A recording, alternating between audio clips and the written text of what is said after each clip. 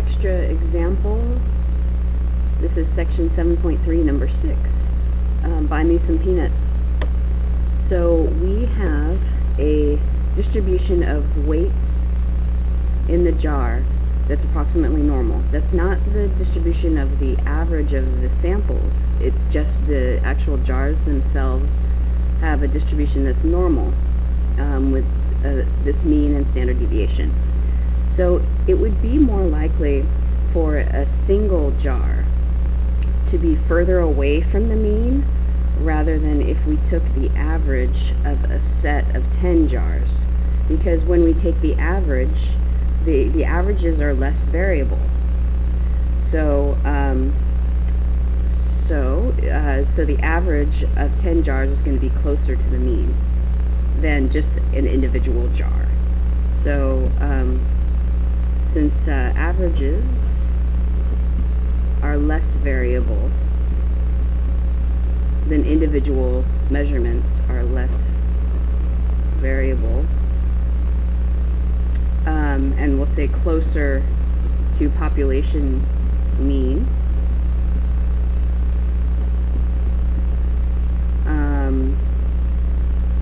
we would expect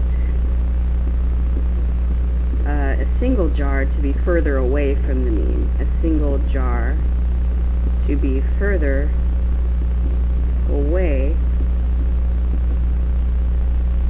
from the mean. So what would be more likely, the option number 1, if that's option number 1, and that's option 2. So so option 1 more likely.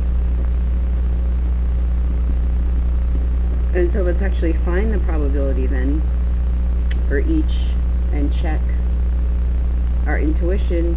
So if we use a random variable x to be the weight of one randomly selected, this will sort of connect it to chapter 6. Let x be the weight of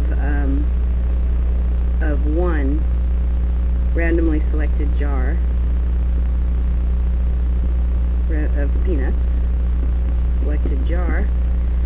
So if we want to know the probability that just that one single jar is less than 16, we would do normal CDF, since it follows a normal distribution, negative infinity to 16, the mean, standard deviation, and use our calculator. So this is the probability of that happening.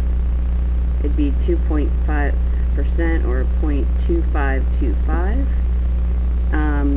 If we now use x bar, so the probability that x bar, which is the sample mean, is less than 16, would be normal CDF, and we would go negative infinity to 16, same as before.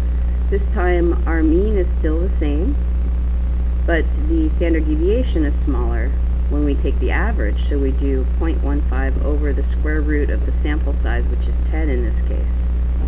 So if you compute that, you get a smaller probability, 0.0175. So it's more likely the single jar is less than 16 than the average.